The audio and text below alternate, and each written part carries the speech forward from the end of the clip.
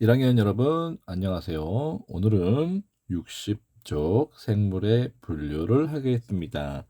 자, 생물의 분류 중에 5개의 특징을 설명할 수 있습니다. 지난 시간에 생물 분류 체계에서 가장 위쪽에 있는 종속, 과목, 강문, 개, 요 개 있죠? 이 개에는 이러한 동물계에는 여러 가지 개가 있잖아요. 여러 가지 문이 있어서 여러 개의 문이 있어서 개가 나오듯이 이런 것들을 동물계라고 했어요. 그러면 동물계에는 동물계 말고도 또 다른 개가 있단 말이죠. 이 개에는 5개의 개가 있어요. 동물계 말고도 5개. 그래서 5개 중에 동물계가 있고 동물계 말고도 식물계가 있단 말이에요. 그래서 이런 5개의 특징을 설명하고 분류를 해볼 거예요. 자, 지구에 사는 다양한 생물들은 원핵 생물계, 원생 생물계, 균계, 식물계, 동물계. 우리 지난 시간에 봤던 게 동물계였죠? 이 동물계 말고도 식물, 균, 원생 생물, 원핵 생물 이 5가지가 있습니다. 이 5가지는 어떻게 해서 또 구별을 했냐? 분류하는 기준이 있어요. 어떤 분류하는 기준이냐면 핵막이 있는지 없는지 매우 중요합니다. 핵막이 있으면 뭐고 없으면 뭐다 이렇게. 세포벽이 있는지 세포벽이 있으면 뭐고 세포벽이 없으면 이거고. 자, 광합성을 하는지 안 하는지 이러한 기준들을 근거로 총 5개로 나눴어요. 먼저 특징을 알아보겠습니다. 우리가 잘 알고 있는 무슨 균 이런 세균이라 그러죠.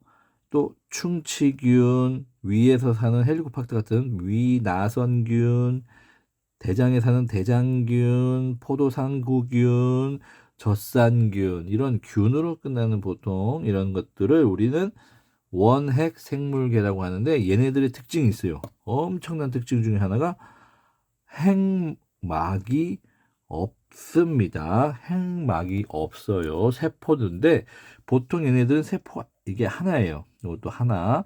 대부분 몸이 하나의 세포로 이루어지는데 그 세포 안에는 여러 가지 기관이 있죠. 그 중에 핵이 있었잖아요. 자, 핵을 보러 갈까요? 자, 보시면 동물 세포에도 요 가운데 핵이 있고 식물 세포에도 가운데 핵이 있는데 이 핵을 둘러싼 요 끝에 막이 있죠, 막. 이 막이 없다라는 거예요. 원핵 생물에는 이러한 막이 없어서 주변과 핵을 구별하기가 매우 힘들어요. 다시 돌아가서 얘네들 알갱이 세포 하나하나 속에 들어가 봤더니 핵이 어디 있는지 모르는 거예요. 막이 없으니까. 그게 가장 큰 특징이에요. 핵막이 없어서 핵이 구분되지 않고 또 그런데 세포벽은 또 있네요. 세포들의 벽. 얘네들 외부에 세포막도 이 보호해주고 해주는 세포벽 있죠. 세포벽은 또 있습니다. 잘 보세요. 세포벽이 뭐였죠? 이런 겉에 이렇게 딱딱하게 되어 있는 이런 것들 세포벽 형태를 유지한다라고 하는 거 보이시죠? 이 세포벽이 있다고 합니다. 자, 그러면 다시 와서 핵막은 없지만 이 세포 외부에 있는 벽은 있다. 자, 그리고 참고로 이 광합성은 할까요? 광합성을 하는 세균도 있고 안 하는 세균이 있는데 대부분 여기 대장균, 포도상구균, 젖산균, 중치균, 위나선균은 광합성을 하지 않습니다. 하나 있어요. 남세균이라는 물질이 있는데 얘는 광합성을 합니다. 그래서 광합성을 하냐 안 하냐는 얘네들하고는 상관이 없죠. 하는 것도 있고 안 하는 것도 있기 때문에 넘어가겠습니다. 자, 두 번째. 원생생물겠네요. 연못에 사는 생물들 그리고 물 속에 사는 생물들을 말하는 건데 이 원생생물에는 이때부터 핵막이 둘러싸여 있는 핵이 이제부터 보이는 생물이래요. 생물 중에 아까 원생 생물 말고 균계, 식물계, 동물계, 여기서 원핵 생물 말고 균계, 식물계, 동물계, 원생 생물 요 4개 있죠.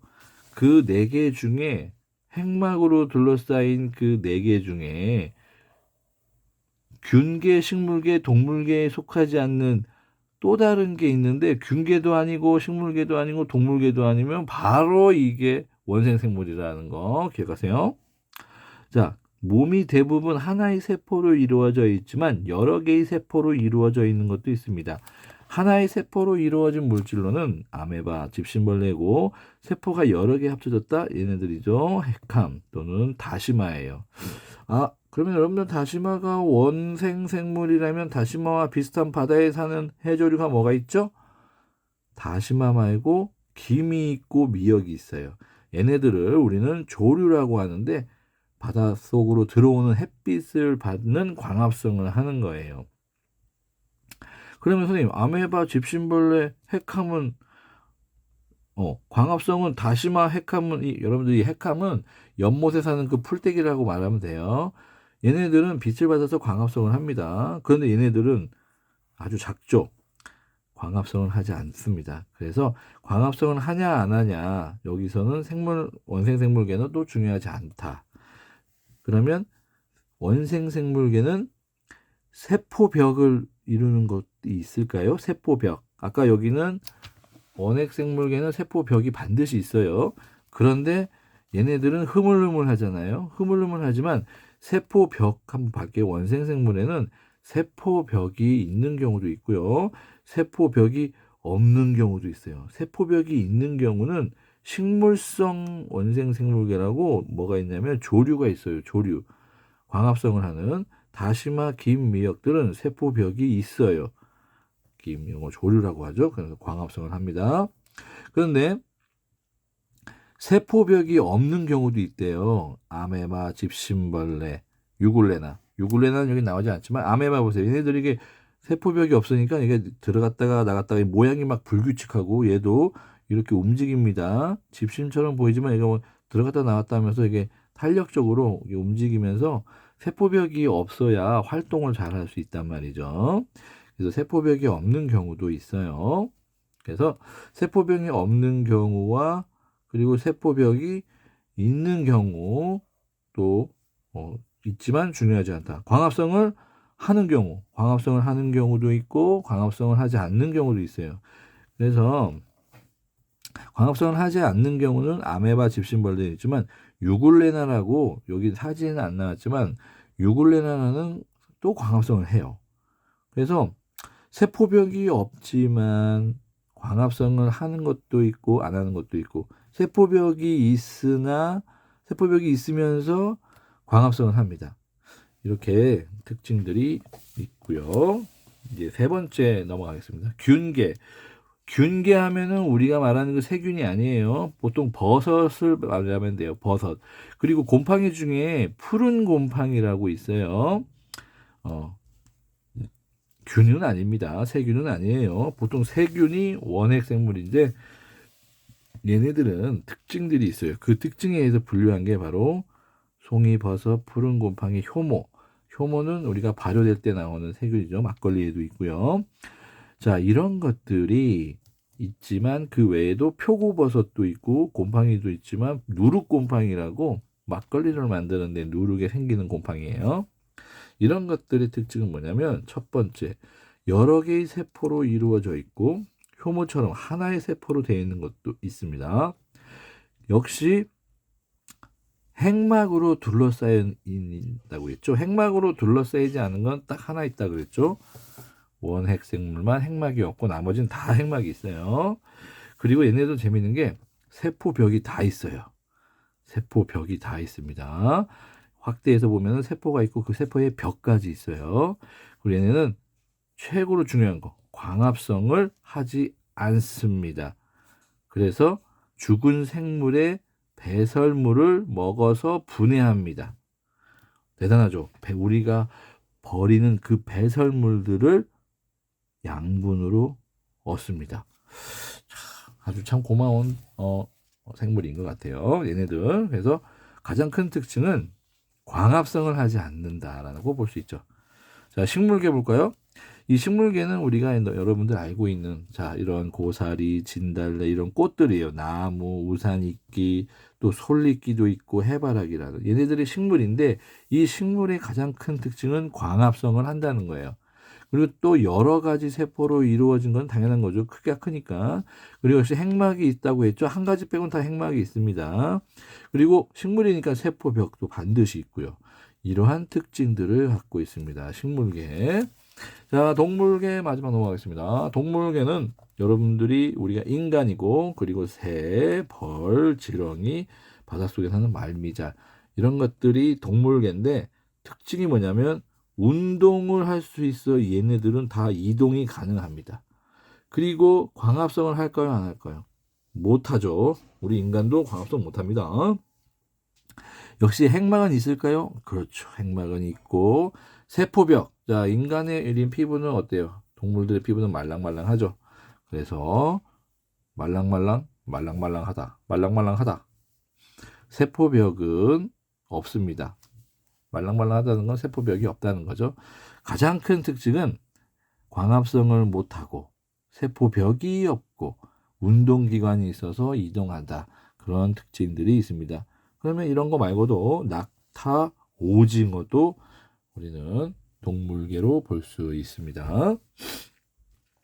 자, 다음 영상은 우리가 생물을 개 수준으로 좀 분류를 해볼 텐데요. 다음 영상으로 가서 보도록 하겠습니다.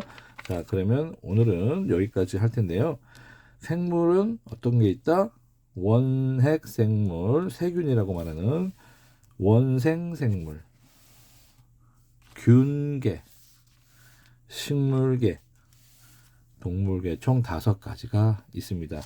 그리고 세균은 하면 이러한 원핵생물, 그리고 물속에 사는 다시마, 핵감, 그리고 연못에 사는 아메반, 집신벌레, 얘네들은 이제 보통 원생생물계라고 하고, 세균의 가장 큰 특징은 핵막이 없습니다. 핵막이 없고 나머지는 핵막이 있고예요. 핵막이 없으면 무조건 원핵생물계가 되는 겁니다. 그리고 원생생물계의 특징은 광합성을 하든 안 하는 것도 있고 세포벽이 있는 것도 없는 것도 있고, 가장 큰 특징은 핵이 있는 생물 중에 균계, 식물계, 동물계가 아니면 다 원생생물이라고 보면 돼요. 좀 분류하기가 조금 애매하긴 하지만 균계, 식물계, 동물계가 아닌 핵막을 갖고 있으면 원생생물계가 된다. 자, 균계는 어떤 특징이 가장 클까요? 얘네들은 핵막이 있고 광합성을 못하고 세포벽이 있어요. 균계는 핵막이 있고 광합성을 하지 않고 세포벽이 있으면 무조건 균계입니다. 식물계는 핵막이 있고 광합성을 하면 무조건 식물계입니다. 그리고 세포벽도 있어야 됩니다. 세포벽도 있고 핵막도 있고 광합성, 이 3가지를 다 해야 돼야 식물계가 되는 거고, 자, 동물계는 핵막이 있어야 되고 세포벽은 없고 광합성도 못하고 대신 운동기관이 할 수 있다. 그러면 동물계가 되는 겁니다. 이런 식으로 생각을 하면 될 거예요. 다음 영상으로 가겠습니다.